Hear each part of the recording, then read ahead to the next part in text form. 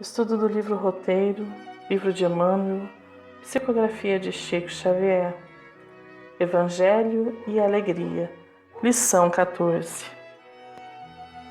Sal da terra e luz do mundo. Sou cristão. O que isto representa para a minha vida cotidiana? Como percebo a ação do Cristo em minha família, em meu ambiente de trabalho, com os amigos? Seu Evangelho traz que tipo de sentimentos para o meu ser interior?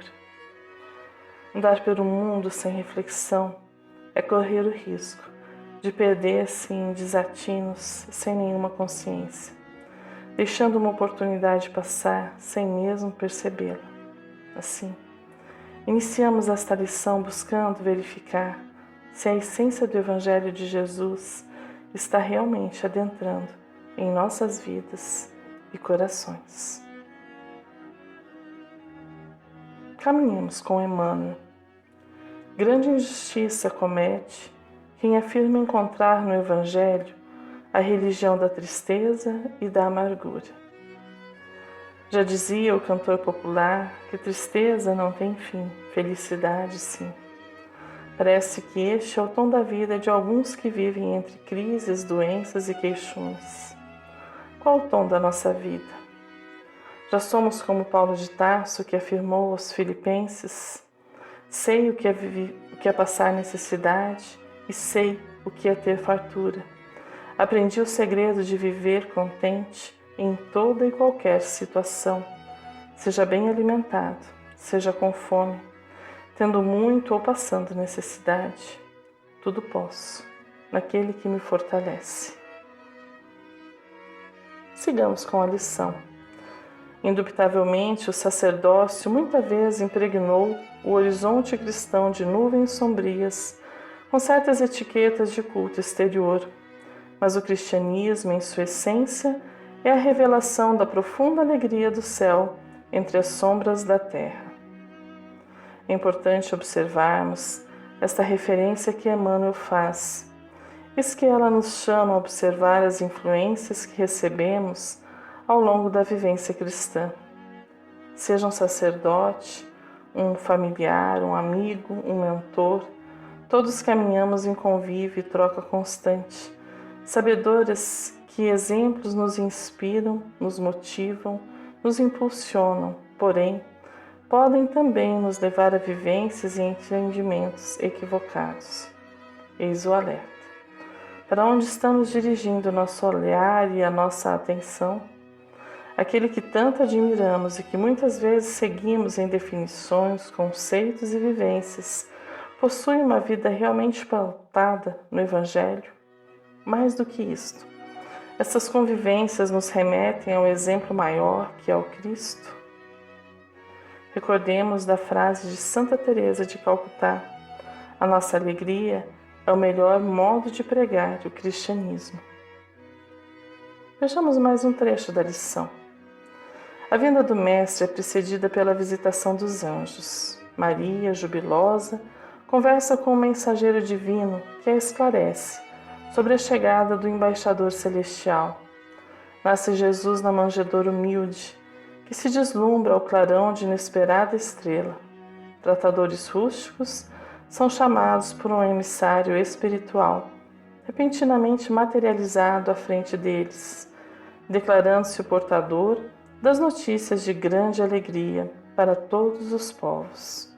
No mesmo instante, vozes cristalinas entoam cânticos na altura, glorificando o Criador, exaltando a paz e a boa vontade entre os homens. Começam a reinar o contentamento e a esperança. A vida de Jesus, sua obra. Nada na vida de Jesus aconteceu sem algum significado, desde antes do seu nascimento. Somos convidados a observar e refletir.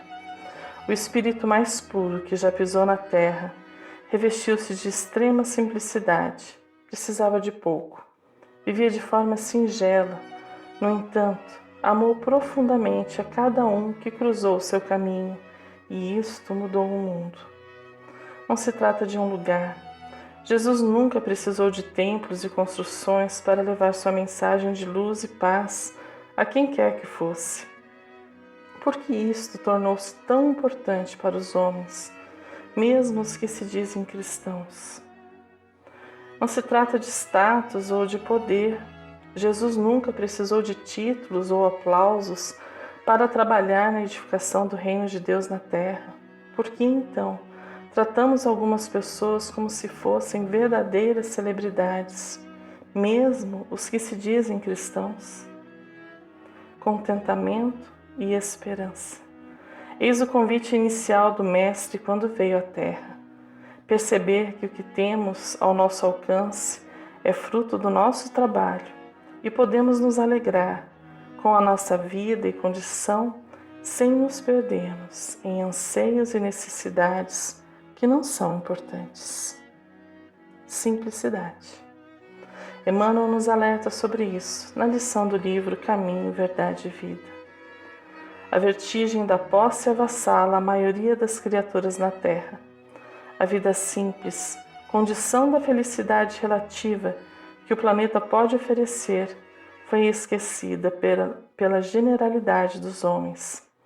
Esmagadora percentagem das súplicas terrestres não consegue avançar além do seu acanhado âmbito de origem. Pedem-se a Deus absurdos estranhos. Raras pessoas se contentam com o material recebido para a solução de suas necessidades. Raríssimas pedem apenas o pão de cada dia, como símbolo das aquisições indispensáveis. Sigamos com Emmanuel, observando como se deu a presença do Mestre entre nós. Mais tarde, o Mestre inicia o seu apostolado numa festa nupcial, assinalando os júbilos da família. Este trecho é uma referência ao texto bíblico intitulado As Bodas de Caná, que consta no capítulo 2 do Evangelho de João. É dito pelos estudiosos que nesta festa Jesus inaugurou seu ministério, realizando o milagre da transformação da água em vinho. O evangelista João é conhecido por utilizar-se de simbolismos e neste texto não é diferente. Não nos cabe neste momento adentrarmos em detalhes, eis que não é objeto do nosso estudo. Porém é preciso que saibamos que o Cristo esteve em festa, alegrou-se com os amigos. Esta passagem especial, o vinho, representa a alegria. Um casamento sem vinho era a representação de algo triste. Porém, quando Jesus dá uma diretriz e os que o ouvem o seguem, coisas novas acontecem. A água transforma-se em vinho, a tristeza em alegria. Recordemos também que muitas vezes o casamento foi usado para simbolizar a aliança de Deus com o seu povo, como vemos no livro dos Cânticos no Antigo Testamento, que simboliza o casamento de Israel com Deus. Como andamos em nosso dia a dia? Os ensinamentos de Jesus que buscamos seguir trazem alegria para a nossa vida? Amar, perdoar, auxiliar nos tornam pessoas mais alegres e felizes? Sigamos em frente. Como que percebendo limitação e estreiteza em qualquer templo de pedra para a sua palavra no mundo, o Senhor principia suas pregações à beira do lago, em pleno santuário da natureza. Flores e pássaros, luz e perfume representam a moldura da sua doutrinação. Multidões ouvem-lhe a voz balsamizante. Doentes e aleijados tocam-se de infinitas consolações. Pobres e aflitos entreveem novos horizontes no futuro. Mulheres e crianças acompanham-no alegremente. O Sermão da Montanha é o hino das bem-aventuranças, suprimindo a aflição e o desespero. No livro Há 2000 anos, temos a personagem Lívia, esposa de Públio Lentulus, uma das encarnações de Emmanuel, formando-nos deste momento magnífico que foi o Sermão do Monte. Transcrevemos um trecho. A barca de Simão acostara brandamente à margem, ensejando a que o mestre se dirigisse ao local costumeiro. de suas lições divinas. Sua fisionomia parecia transfigurada em resplendente beleza. Os cabelos, como de costume, caíam-lhe aos ombros, à moda dos nazarenos, esvoaçando levemente aos ósculos cariciosos dos ventos brandos da tarde. A esposa do senador não pôde mais despregar os olhos deslumbrados daquela figura simples e maravilhosa. Começara o mestre um sermão de beleza inconfundível, e suas palavras pareciam tocar os espíritos mais empedernidos, figurando-se que os ensinamentos ressoavam nas defesas de toda a Galiléia, ecoando pelo mundo inteiro, previamente modelados para caminhar no mundo com a própria eternidade. Bem-aventurados os humildes de espírito, porque a eles pertencerá o reino de meu Pai, que estás no céu. Bem-aventurados os pacíficos, porque possuirão a terra. Bem-aventurados os sedentos de justiça, porque serão saciados. Bem-aventurados os que sofrem e choram, porque serão consolados nas alegrias eternas do reino de Deus. E a sua palavra enérgica e branda disse na misericórdia do Pai Celestial, dos bens terrenos e celestes, do valor das inquietações e angústias humanas, acrescentando que vieram ao mundo não para os mais ricos e mais felizes, mas para consolar os mais pobres e deserdados da sorte. A assembleia heterogênea escutava-o embevecida nos seus transportes de esperança e gozo espiritual. Uma luz serena e caridosa parecia vir do Hébron, clarificando a paisagem em tonalidades de opalas e safiras eterizadas. A hora ia adiantada e alguns apóstolos do Senhor resolveram trazer alguns pães aos mais necessitados de alimento. 2 grandes cestos de merenda frugal foram trazidos, mas os ouvintes eram em demasia numerosos. Jesus, porém, abençoou-lhes o conteúdo e, como num suave milagre, a escassa provisão foi partida em pequenos pedaços que foram religiosamente distribuídos por centenas de pessoas. Lívia recebeu igualmente a sua parte e, ao ingeri-la, sentiu um sabor diferente, como se houvera sorvido um remédio apto a lhe curar todos os males da alma e do corpo, porque uma certa tranquilidade lhe anestesiou o coração flagelado e desiludido. Lívia jamais esqueceria este momento de luz sublime, que seria, inclusive, uma lembrança que lhe traria força para as duras provas da vida. Salmo 4, versículo 7. Puseste alegria no meu coração, mais do que no tempo em que se lhes multiplicaram o trigo e o vinho. A mensagem do Cristo nos dá alegria, porque tem um caráter profundamente consolador. Não importa o quanto nossa vida atravessa dificuldades, com fé e esperança, atravessamos as tempestades, soerguendo-nos das provas mais fortalecidos, sabedores de tudo o que nos acontece está dentro do propósito divino, das leis do nosso Pai Celestial. Não há engano, há aplicação da lei, não há injustiça, há lei de causa e efeito. Sigamos com a mensagem do Evangelho. Por onde passa o Divino Amigo, estabelece-se o contentamento contagiante. Em pleno campo, multiplica-se o pão destinado aos famintos. O tratamento dispensado pelo Mestre aos sofredores, considerados inúteis ou desprezíveis, cria novos padrões de confiança no mundo. Desdobra-se o apostolado da Boa Nova, no clima da alegria perfeita.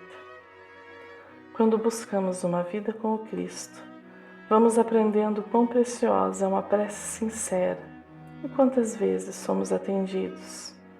Não é uma experiência teórica, mas uma vivência que acontece dia a dia. Essa experiência com o Evangelho não se dá apenas no receber, mas também e principalmente na alegria de sermos úteis a alguém que necessita de auxílio, porque quando isto acontece, somos instrumentos de Deus. E estas oportunidades acontecem todos os dias. Precisamos estar atentos. Alegria de servir. Emmanuel comenta sobre a alegria de servir. A caridade não depende da bolsa. É fonte nascida no coração. É sempre respeitável o desejo de algo possuir no meio alheiro para o socorro do próximo ou de si mesmo. Nos dias de borrasca e de insegurança, entretanto, é deplorável a subordinação da prática do bem ao cofre recheado.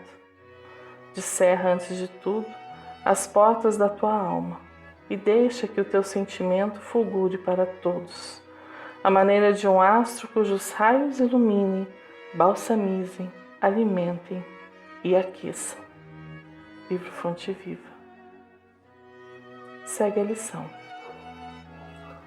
Cada criatura que registra as notas consoladoras do Evangelho começa a contemplar o mundo e a vida através de prismas diferentes. Surge-lhe a terra por bendita escola de preparação espiritual, com serviço santificante para todos. Cada enfermo que se refaz para a saúde é veículo de bom ânimo para a comunidade inteira. Cada sofredor que se reconforta constitui edificação moral para a turba imensa. O mundo ao nosso redor não irá transformar-se. Primeiramente, somos nós que mudaremos, percebendo, compreendendo e modificando o nosso mundo íntimo, a fim de nos colocarmos como coautores do nosso processo evolutivo, fazendo escolhas conscientes e responsáveis, sabedores sempre que o que semearmos hoje, colheremos amanhã. Encerra a lição. Madalena, que se engrandece no amor, é a beleza que renasce eterna, e Lázaro, que se ergue do sepulcro, é a vida triunfante, que ressurge imortal.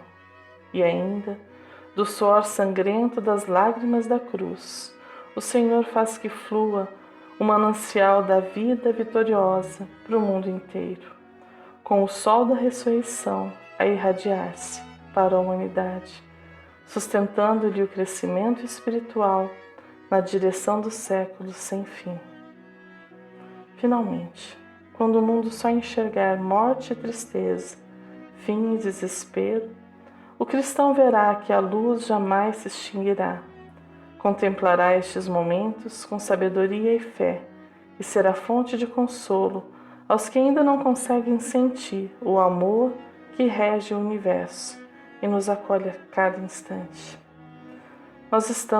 Não estamos sós, porém, o nosso livre-arbítrio é sempre respeitado. Se nos colocamos em prece, sintonizamos com os irmãos benfeitores que nos auxiliam na jornada. Não obstante, nosso esforço de sintonia é tão diminuto que não raro nos sentimos sós e abandonados. Eis o grande mal do nosso tempo, a tristeza, o desespero, os sentimentos maltratados virando doenças sérias que atravancam o espírito em estados de profunda dor. O convite é para que nos alegremos, para que vivamos confiantes de que se hoje a madrugada se faz densa, o sol já vai nascer. Recordemos a frase de Chico Xavier: creio que a importância do Evangelho de Jesus em nossa evolução espiritual é semelhante à importância do sol na sustentação da nossa vida física. Seguindo em frente, rejubila-te sempre, mesmo em provas difíceis. Rejubila-te e serve. A natureza em tudo é um cântico de amor. Cada flor é um poema. Toda fonte é bondade. O sol, cada manhã, é uma explosão de luz. Dor é apenas estrada para as horas felizes. A alegria na vida é presença de Deus. Emmanuel, do livro Tocando o Barco. Um fraterno abraço e até o próximo estudo.